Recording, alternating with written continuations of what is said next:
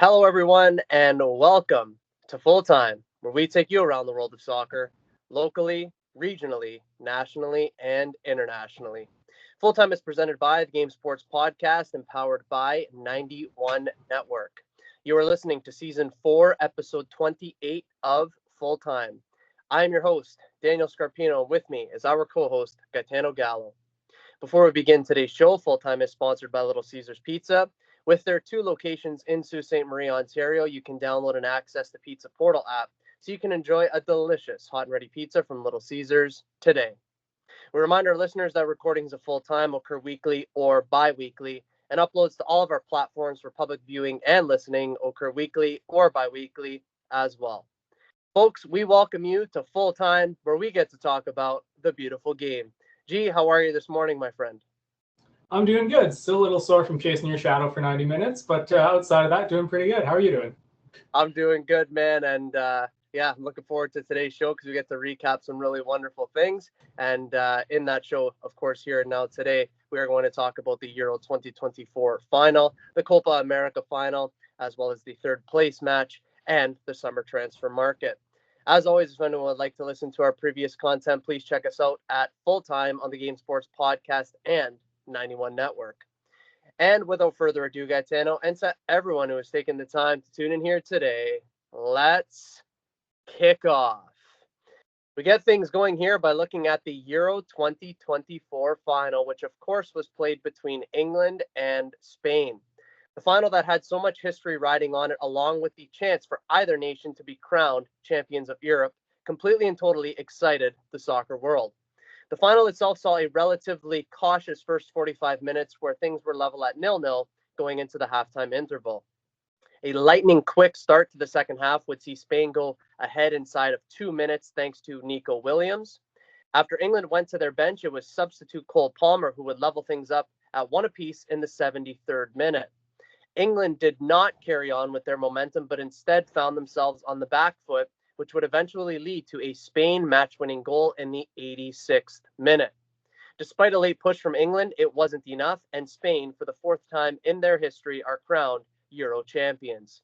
Gitano, I'm going to hand it over to you here. This game had quite a bit in it, particularly in that second half. What can you say about it? Yeah, that first 45 was, I think dull would be putting it lightly.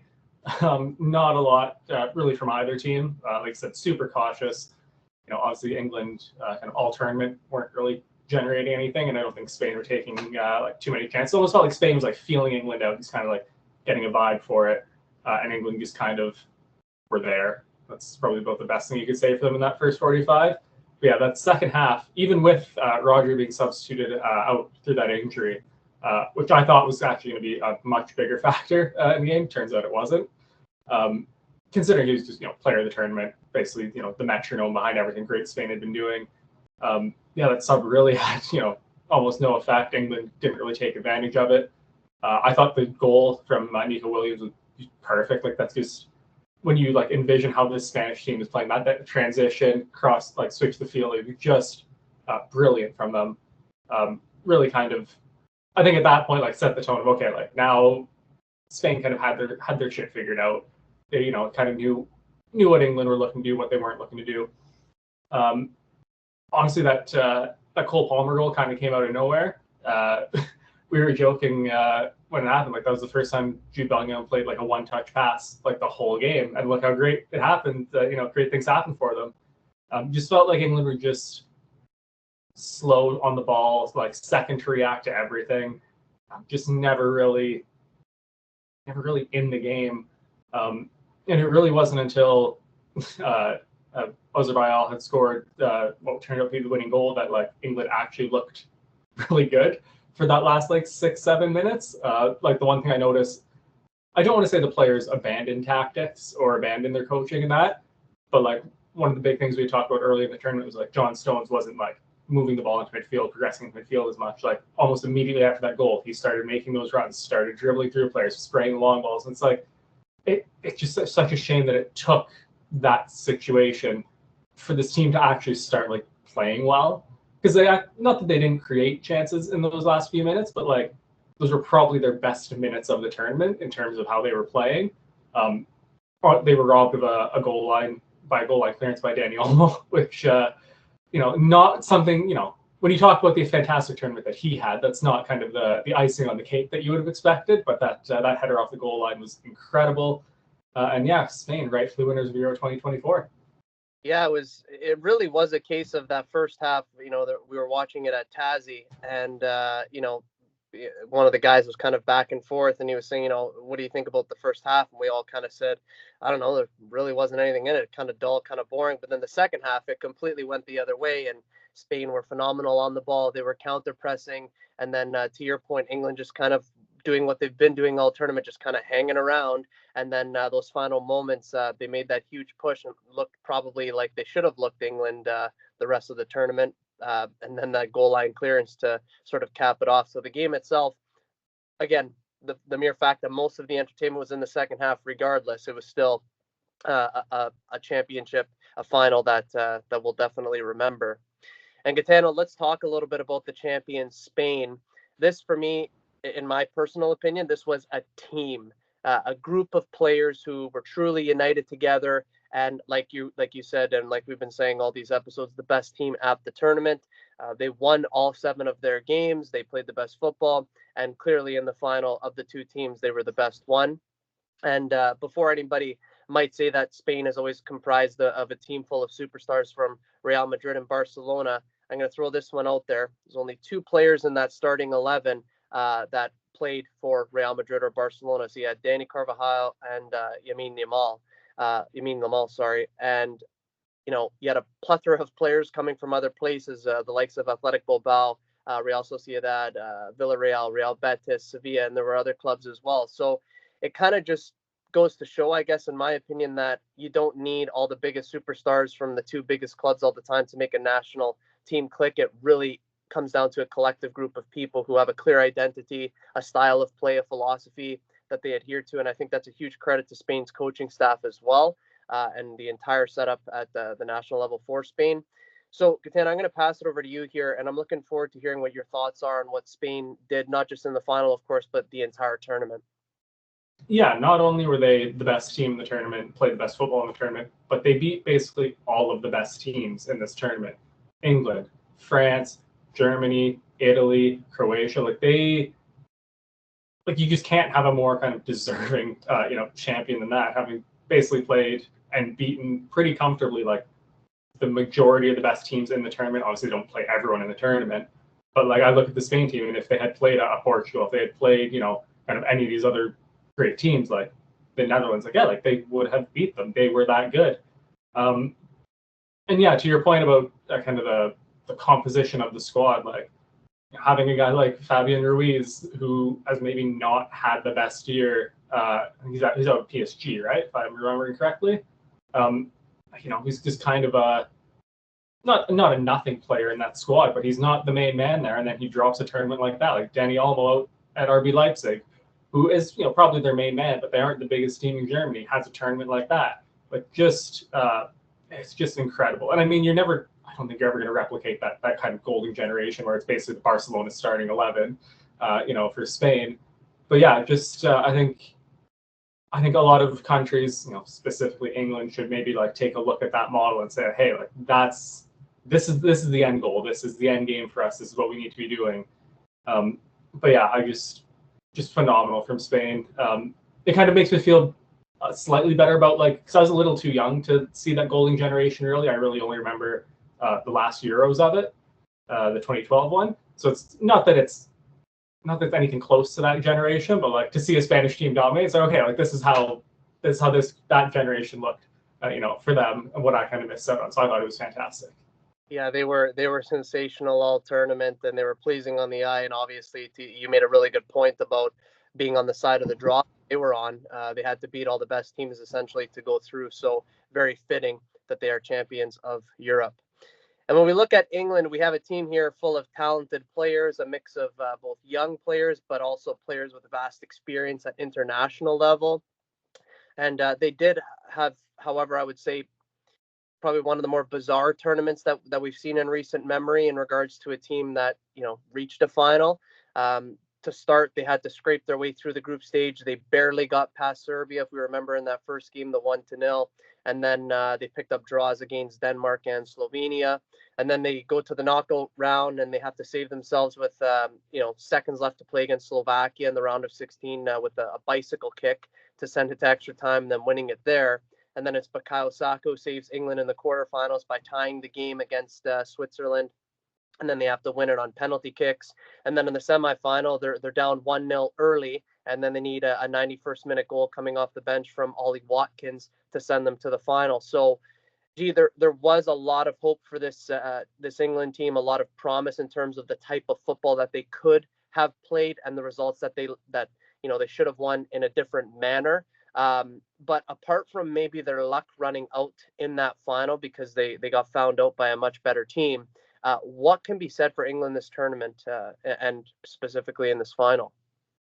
Yeah, it's weird. So if you had offered England fans you're gonna lose in the final before the tournament, they probably wouldn't have been overly upset about it. You lose to Spain; they're one of the best national teams around.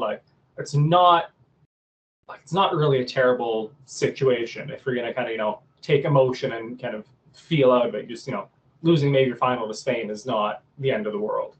But it's just the manner in which they got there. It was just so disappointing. I know we've used that word a lot, but I feel like just kind of it sums it up. Just it felt like they dug themselves holes, and then in the dying minutes, played kind of to their potential, dig themselves out of the hole, and then just kind of rinse and repeat every game. And just finally with the Spain game in the final, they kind of weren't able to dig themselves out of that hole. Just just a lack of cohesion, a lack of tactics. If we're gonna be totally honest, Gareth Southgate did not have a great tournament tactically. His subs actually he kind of nailed. I'll give him that. He did nail the subs for the most part of this tournament. But just you look at that squad, you look at the starting 11s he was putting out.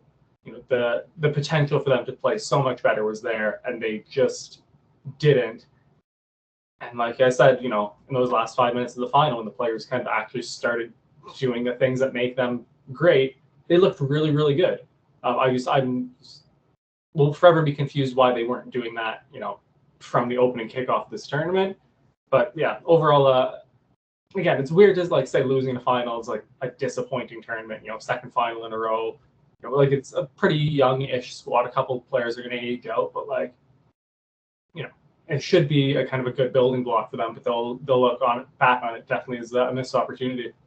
Yeah, I think that summarizes it well. That this was an opportunity missed, even against Italy in the last Euros. They'll probably look at that one as an opportunity missed. But the mere fact that they got back to another final, England, they had a chance to sort of do over what they didn't do the last time, and unfortunately, it was more of the same for them.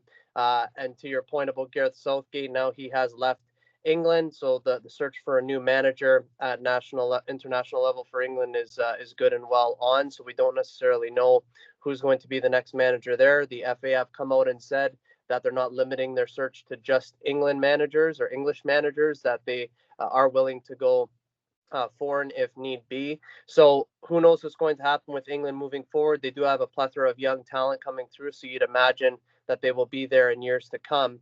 But it was slightly disappointing, I would have to say, from England, because again, we thought that this team would produce a better brand of football. It didn't happen, but they did get found out in the end by a very, very good Spanish side. And that does conclude, of course, Euro 2024 for us. We've really enjoyed covering it here on Full Time, and in next summer it will be the Euros for the women. So we will look forward to covering that one there. So always a great deal of fun to cover an international tournament like this one. And another tournament that we did have a focus on, and that we had a huge focus on from a biased perspective because Canada was in it, that of course was the Copa America. And the Copa America has now concluded, and it was a tournament that gave us plenty to talk about. In most recent times, the third place match, which featured Canada and Uruguay, had more than enough riding on it, even if it wasn't for the ultimate prize. After Uruguay started the match with a 1-0 lead, scoring in the opening 8 minutes, it was Canada who equalized 14 minutes later. In the second half, with both teams having chances, it was Canada who found a key goal in the 80th minute. Uruguay continued to press and get players forward, which would eventually pay off in the second minute of stoppage time as Luis Suarez scored to level things up just moments before the full-time whistle. The match required penalties, and where, of course, Uruguay got the better of Canada by a score of 4-3 on kicks from the penalty spot. Uruguay are third-place winners, and Canada finished fourth at the Copa America. Gitano, Canada had another good fight, another proper showing, which we knew that, they would do. That's just a given every time Canada takes the field. But the story for them, looking back on it, we just talked about England looking at a missed opportunity. I think the story for Canada will be a plethora of missed chances and not killing the game off in stoppage time by taking the ball to the corner flag and seeing the game out. It allowed Uruguay to, gain possession of the ball back and come back the other way and eventually tie it. So on the game itself, I'm going to hand it over to you now. Thoughts on the game and thoughts on Canada as well as Uruguay. Yeah, I didn't really expect this at all from Canada. We knew that Jesse Marsh was going to rotate the side a little bit. There were some fresh faces in there. Tried a couple of things tactically, and so like our B team with some slightly different tactics really took on Uruguay's A squad. Like no players were suspended from the semifinal kind of incidents there. So Uruguay had like a full starting 11. They started all the big guns, and like low key, we did really, really well against them. For a lot of that game, Canada was in control. 14 shots, 6 on target, 7 big chances created, like slightly more possession than Uruguay. Like Canada looked really, really good with our B team. I thought the subs that came in also made a big impact. But yeah, the story of the game is Canada missing 5 big chances. Like that's just at an international tournament, you can't miss 5 big chances in a game. And obviously Uruguay, Luis Suarez up front coming off the bench. You don't need to give him more than 1 or 2 chances, and obviously he made us pay. But overall, I thought that was a super impressive 90 minutes from the boys. Not that this tournament wasn't a good sign of things to come, but the fact that we could, kind of move some pieces around, give some guys rest, and still compete with one of the better teams, in this tournament. It's maybe a little more of a boost than I was expecting. I wasn't expecting that kind of performance from them. Obviously, penalties are penalties. Not gonna hate on the guys too much for that. I saw Alphonso Davies taking a lot of stick for the Panenka that hit the crossbar. The way I see it, like the keeper went the wrong way. Like he just if he undercooks that just a little bit, it's a perfect penalty. So to kind of hate on him for that, I don't understand. Obviously, if the keeper had stepped straight and grabbed it, that would be a little more frustrating. But sold the keeper on it. I thought Dane St. Clair had a pretty decent game as our backup keeper, and I just thought, Canada looked really, really, really good in this. Obviously a little, tactically naive in those last couple minutes. Probably should have tried to kill the game in the corner, or maybe not been as open. But still a really young team. This is a great learning moment for them. As long as Jesse Marsh kind of fields it that way and takes it that way, which I'm pretty sure he will. He's a very good coach. But I'm not too heartbroken about this. Again, given the circumstances, the young rotated squad against one of the better teams in the tournament. I think this is a really, really great platform for this program to build on. Yeah, I couldn't agree more. And this will be a big learning curve this tournament. But I think what Canada produced at this tournament in terms of their quality of play, their style of play, their cohesion, their togetherness, I think Jesse Marsh has already started doing a phenomenal job there. And you hear him in his press conferences when he speaks about Canadian football and the direction that he's intending to take it and what he wants to see happen in this country. I'm very hopeful for what's going to happen with Canada soccer moving forward and everything surrounding it. So a very good showing from Canada this tournament. And of course, we knew that Uruguay was going to be Uruguay in that game. But to hold a little bit more possession than them, to create all of those chances against a team that was not rotated, I think that speaks volumes to what Canada did this tournament and where we are going from here. And of course, it was all eyes on the Copa America final, which was contested between Colombia and Argentina. After the match was delayed for nearly an hour from its original start time, the game did eventually get underway. After both teams tested out one another in the opening 45 minutes, they both went into the locker room level at 0-0. In the second half, as the game began to become more open, it was an Argentina goal, or so they thought, in the 75th minute, which will be ruled out for offside. In the end, nothing could separate the two sides inside 90 minutes, so the game required extra time to settle matters for the Copa America title. In the 112th minute, it was substitute Lautaro Martinez who would come up with the all-important and decisive goal that would put Argentina out in front by a 0-0.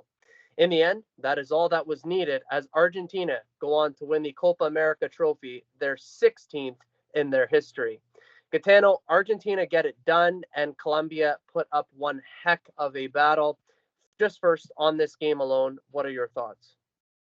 Yeah, it was again a game that kind of didn't play out as we expected. Colombia keeping out more possession, getting more shots, creating more chances. It's not kind of the run of play we were expecting. But it's Argentina's ruthless finishing. Lautaro Martinez is one of the, to me, in my mind, when you talk about just goal scorer, he doesn't have to create, he doesn't have to, drop deep, doesn't have to go wide, just, puts the ball in the back of the net. He is one of the best in the world at it. They gave him one chance, he took it. So yeah, I thought it was a very different final than I was expecting. It was still very entertaining, very good. Just wasn't quite what I was expecting. A little more, madness, especially with what kind of happened pregame. I was just expecting a little more, just madness, craziness, a little kind of one last, Copa America crazy. But no, it was a very, very tame game. I thought Colombia were fantastic defensively, really limiting Argentina's chances. According to Football, Argentina only created one big chance, which is kind of nuts for how good they have been this tournament. But yeah, I thought, Colombia looked great. Obviously, just kind of missing that killer instinct. You get 19 shots. You would hope that you kind of generate more than 4 on target. But that's the way this Colombia team is. They don't really have, a man up front scoring the goals. A lot of it's been relying on James Rodriguez, who's had a fantastic tournament. But yeah, I thought Argentina did well to kind of, absorb that pressure that Colombia did have. Their defense, like we talked about all tournament, was fantastic. Martinez in net. And then obviously he's taking that one big chance when they got it. I would say pretty rightfully deserved Argentina winning this. It was, though, a shame to see Messi go off injured in 60th, 65th minute. That was tough to watch. Yeah, and his ankle, I've sprained my ankle a few times. That thing blew up like a balloon. And those are not fun. But on the game itself, I was just kind of, watching it, of course, and I'm thinking to myself, I wonder when Colombia is going to score.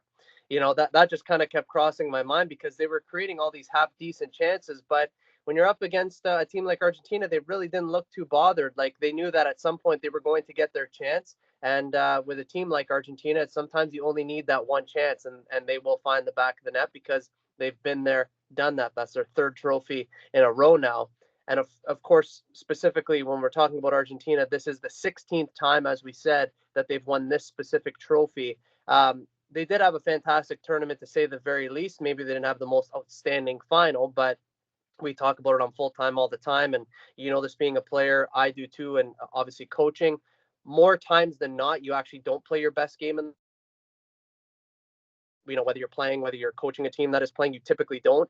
But we applauded Spain earlier in our show, and we said that for the football that they played at the Euros, they, categorically were the best team at the tournament.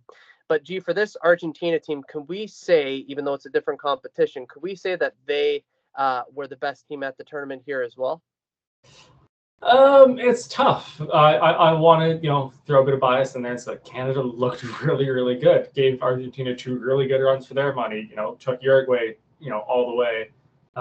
Looked very good and very different across all the games. It wasn't just kind of the same thing. Canada was able to kind of adapt to some different situations. But at the end of the day, it's hard to say Argentina wasn't the best team in the tournament. Obviously, winning it, the quality they have in their squad, it's really kind of tough to look past that. Yeah, and that's kind of where I'm at with it. I'm going to say that they were, but up until the quarterfinals, I was saying that Venezuela were the best team at the tournament for me. I thought that they were phenomenal until they went out. But Argentina, maybe not in the same way as Spain, but certainly they were a force to be reckoned with this tournament, and rightfully so, coming out as champions on the other side. And for Colombia, their long wait for more than 20 years to lift this trophy goes on. They gave everything, not just in this final game, but this entire tournament. Some huge names in that Colombia side. You just mentioned James Rodriguez, who kind of rolled back the years, if you will, had an amazing tournament. But they did showcase themselves to be a really, really good team all tournament. So what are your thoughts on them? Yeah, I was not expecting this tournament from them. We know that they're going to be good. They're going to be kind of in the mix. But yeah, I just thought they found another level. James Rodriguez, like, so rolled back the years, looked like 2014 in Brazil all over again, which was fantastic to watch. Honestly, it's not the best squad. It's not the best starting 11 in this tournament. But when you have a player of his quality, you can kind of elevate those players around him to that level. Unfortunately, you run into Argentina in a major final. It's not really going to end well for you, in that situation. But yeah, I thought, this group's a little older. I don't think they maybe have too many tournaments left in them. But, they definitely still have, at least one more World Cup and probably another Copa America in them. And I would expect them to kind of use this and kind of learn from it. Obviously, it's tough to lose a final like that. Waiting over 20 years now to lift this trophy again. It's tough, but I expect a good bounce back from them. Yeah, I do too, and I'm looking forward to seeing what they do in the future, as well as what happens with Argentina. If Brazil bounces back, what Bielsa does with Uruguay, and of course, looking forward to seeing what Canada can do as time moves forward. And we'll see if the dumpster fire that is the United States Soccer Federation, if they're going to sort their mess out at some point as well. So that does, of course, as we said with the Euros, that wraps that up, and now, of course, we wrap up the Copa America. So, that's what seems like a little over a month, and in fact, it is a little over a month that we talked international football essentially every single week, sometimes twice a week. So, how have you enjoyed covering all of this? It's been awesome. It's just there's something different about like these international tournaments. It just it just brings something else out. As like fans, it's like just like kind of putting aside like your club tribalism, if you want to call it that, to bring out your national tribalism, which is great. It's always nice to see the quality of the players kind of on display. We don't get to see a ton of La Liga or Bundesliga in Canada, so it's nice to see those quality players kind of just more accessible. And obviously the quality of the games themselves were fantastic. We talked about it outside of England. There were really no like big teams who kind of didn't have like at least like maybe if they weren't good games, they were at least exciting. There was at least something going on. So yeah, I thought just a fantastic 5.5, 6 weeks of international football. Yeah, about a month and a half, give or take. So really enjoyed covering all of that here on Full Time, and just like everything on Full Time, you can catch and witness all of the best news in the world of soccer right here, and we love covering it. So long may that continue. This is Daniel Scarpino and Gitano Gallo, and you're listening to Full Time on the Game Sports Podcast and 91 Network. A reminder that Full Time is sponsored by Little Caesars Pizza. You can download and access the Pizza Portal app for any of the 2 locations in Sault Ste. Marie, Ontario. Have a delicious hot and ready pizza from Little Caesars today. The summer transfer market goes on, and we will be highlighting some of the recent moves that have taken place in the world of football. The following transfer market news comes from The Guardian, so be sure to check them out as they provide up-to-the-minute transfer market news. First, it's Joao Palhinha, who goes from Fulham to Bayern Munich for a fee of $42.3 million. The Portuguese international signs a 4-year contract at one of Europe's top clubs a year after his deadline day move fell through. Palhinha has his move, and everything is now been sorted there. So what are your thoughts on this one? Yeah, this one's kind of been on the cards for a while now. Bayern trying to get it over the line the last window, kind of failing on deadline day. I love this move. I think he's, perfect age, 29, to kind of make that transition seamlessly. Quality player. I think Bayern are getting him, relatively not cheap, but not expensive, 42 odd million. I love this move kind of all around. I think this is going to be great. Yeah, so do I, and I've always rated him as a player, Palhinha. I think he's fantastic for Portugal, and I think at club level, now that he's going to Bayern, I think he's going to find, a lot of success there. difficult with a club like Fulham, but such a standout there. And I think now his career, even though he's 29, and not to say it's on the back end, but he has less years than when he started. I think his career is going to take off, and probably with trophies and playing some really exciting football, of course, in Germany, but also in the Champions League. Ernest Nuama goes from Molenbeek to Lyon for 24.1 million. After a successful loan spell last season, the 20-year-old returns on a 4-year deal. Gee, is this a good move? Yeah, I don't hate it. He's only 20, primarily a right winger, 3 goals in 33 appearances last year as a 19-year-old is, nothing to, shy away from in the league, Liga. Yeah, it's, maybe not, he's not going to be your 15, 20 goal guy next year, but definitely one for the future. Definitely one for the future, and I think Lyon are about to hit a switch, and I think that they're going to be progressing forward in league big time. Amari Hutchinson goes from Chelsea to Ipswich Town for a fee of 22 million. The wide attacker returns on a 5-year deal after scoring 10 goals on loan to help the Tractor Boys seal promotion. G, is Hutchinson set to be one of the main men now at Ipswich? Yeah, I think so. It's weird. He is only 20, so it's weird to be kind of calling him, the main man in Ipswich. But really, he was, one of their key players in the promotion last year. I think it was just, a super smart piece of business kind of to bring him back permanently. He's kind of already settled tactically, within the squad. So yeah, I think this is great all around for them. I think so too. And yes, it is a little bit strange to say that a 20-year-old is going to be one of your main guys, but I do have that feeling that for Ipswich, they're going to be relying very heavily on him in their return to the Premier League. Enzo Lefi goes from Rennes to Roma for a fee of 19.4 million. The diminutive playmaker at age 24 makes his first foray outside his home country with an eye-catching move to Serie A. Gitano, Roma feel as though they've got a gem here, but did they? I think so. I've been a big fan of him for a while now. Super creative, one of the best chance creators last season in Ligue 1. I think anytime you bring in a player that quality, kind of can't miss. I think it's something that Roma's kind of lacked in the last couple of years. So I think that this is kind of a perfect fit. Yeah, and you know what? When Roma, a club like Roma anyways, when they come out and speak so highly about a player or a coach or something like this, you know that they mean it because they're the type of team that have and club that have a rich history. So I think that they're speaking so highly of him. I think, of course, that they do mean it. And I think that there's lots of promise for Enzo Lefi now that he goes to Roma. Waldemar Anton goes from Stuttgart to Borussia Dortmund for 19 million. After helping Stuttgart to second place in the Bundesliga last season, plus earning a Euro 2024 call-up to the German national team, the center-back says that he is really looking forward to this new challenge. G, your thoughts? Yeah, I think, Dortmund are, and not that he's, the youngest player, but they do need to kind of refresh their back line a little bit. Mats Hummel's out the door. I think this is a pretty good replacement for him. I don't think he'll ever be, Mats Hummel's at his peak quality, but, very few center backs, kind of in the world are going to be that right now. But yeah, I think, refreshing the squad, getting a little younger. He's a quality center back. Unfortunately, didn't get a ton of minutes at Euro 2024, but still had a fantastic season last year at Stuttgart. I think this is a really good signing. Yeah, and you know what? Players at the right time need to progress their careers just like a coach does.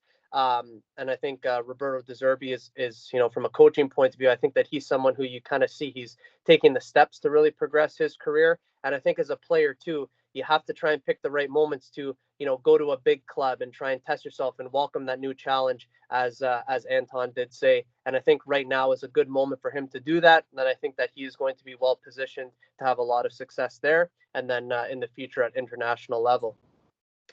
Omar Kellyman goes from Aston Villa to Chelsea for 19 million. The promising midfielder with just 6 Villa appearances says that he is, quote, buzzing to wear the shirt, end quote, after signing the 6-year deal. Gee, this one, I have to admit, caught me a little bit off guard, given the amount of players that Chelsea has and the fact that this player is so young with very little experience. But I am interested to hear your thoughts, my friend. Yeah, this is PSR, not money laundering, but it's definitely a move to kind of make sure clubs are passing PSR, and that's about it really. I feel bad for the kid, who's probably not one of the better players, not a bad player, not one of the better players in Villa's academy. to kind of go into the Chelsea academy now, where the standard is just so much higher, and really it's just kind of a money move at kind of boardroom level, not really putting Omari Kellyman's actual footballing career priority. That's really how I see this. It's not a great look. Yeah, I'm not like I said, it caught me off guard for sure, and I'm not a particular fan of it, but I do hope that it works out for him, because you'd hate to see a young player with, let's be honest about it, who has promise. You'd hate to see that to go to waste, really. And as always, we did not cover every single transfer that has taken place this window. So, G, are there any that we left out as of late that have caught your eye? And I think that I know one of them that's coming through here. So yesterday, Man City officially announced Savio coming in, the 20-year-old Brazilian right winger. So he was on loan at Girona last year, had 11 goals in 41 appearances. He's just electric. One of the better players in La Liga last year. He's just that Jogo Bonita, Brazilian winger wonder kid. This is going to be super exciting. He's said that Riyad Mahrez is one of his favorite players growing up. Has Riyad Mahrez's old number at City, so kind of all the stars are aligning. I think this is going to be a hell of a signing for City for now and for the future. Yeah, it's definitely a big one. It's the one that we left out that probably caught the world of soccer by storm. But I don't have this one on our script here, G, but I did want to ask you. It seems as though, maybe apart from Chelsea, if you want to put them in this equation, but it seems as though the big clubs, at least, I would say even across Europe, really, but definitely in England, they're not really making too many moves that you don't see in Arsenal. I know Manchester United just signed the young center back, but really that may have been their first move. We're not seeing too many of the big clubs making any big signings, Barcelona, if you will, or, anywhere else that you might look across Europe. Do you think that that's going to change? I think so. I think now that kind of the international tournaments are done, the players are not focused on that anymore. Kind of, now kind of taking their summer break. I think now you're going to kind of see the push from now to the end of the window here. But yeah, it's too quiet for the big clubs. There's going to be some major moves coming, and even though we've talked about kind of some of the financial difficulties some of them are facing, I still think they will, if they want to make a signing, they will find a way to make that signing. So yeah, I think it's just a matter of time, really. Yeah, and that was kind of my thinking, that okay, now that the international tournaments are over, are we going to start hearing a little bit more? Because yeah, like I said, Manchester United just made essentially their first signing. We haven't really heard too much from Real Madrid, a little bit, but not too much. We already knew Mbappe was going to go there. PSG, we haven't heard a great deal. And then we look across other teams in Europe. Yeah, Bayern Munich, we've heard quite a lot, but nothing really from Stuttgart or from Dortmund or, teams like this. So I think now, to your point, that we could start to really dial it in and see before the season starts up in a little less than a month, that more players will be transferring elsewhere. And as the summer continues, you can get all of the biggest transfer market news right here on Full Time. This is Daniel Scarpino and Gitano Gallo, and you are listening to Full Time on the Game Sports Podcast and 91 Network. A reminder that Full Time is sponsored by Little Caesars Pizza. You can download and access the Pizza Portal app for any of the 2 locations in Sault Ste. Marie, Ontario. Have a delicious hot and ready pizza from Little Caesars today. Ladies and gentlemen, that is Full Time. As today's show concludes, we want to extend our greatest appreciation to each of you for being with us. Gee, this was our final episode of season 4 for Full Time. And whilst we know that there is no off season in soccer, it's one of the most unique sports in the world. The summer period does offer us an opportunity to close one page and open the next one very, very quickly. So with that being said, as always, well done, my friend. No, thank you for having me. It's funny. Season 4 feels like it's been forever. It feels like we've been doing this for 6 months, but it also feels like we haven't, it's been a couple of months. Now it's done already. It's really came and went fast, and also was so long. Yeah, it was a fantastic season, and so looking forward to season 5. Me too, man. And a reminder, of course, to our listeners that the next episode of Full Time will be recorded the week of July 29th, 2024. So that will be our first episode in 2 weeks' time of season 5. And we are very much looking forward to kicking off what will be the next season in football. So really no off season, as we say, just a 2-week period where we get to kind of kick back, chill, reset, and recharge. And in that show, it will be short and sweet, but we will look at the summer transfer market and the MLS. As always, we'll keep everyone in the loop with all of the happenings in the world of football. For weekly content, make sure to hit like, follow, and subscribe to all platforms of both the Game Sports Podcast and 91 Network on YouTube, Spotify, Apple Music, Facebook, Instagram, X, TikTok, and Podbean. For Gitano, Gallo, my name is Daniel Scarpino, and thank you for tuning in to Full Time. We look forward to seeing you at kickoff next time back here on the Game Sports Podcast and 91 Network. Best always.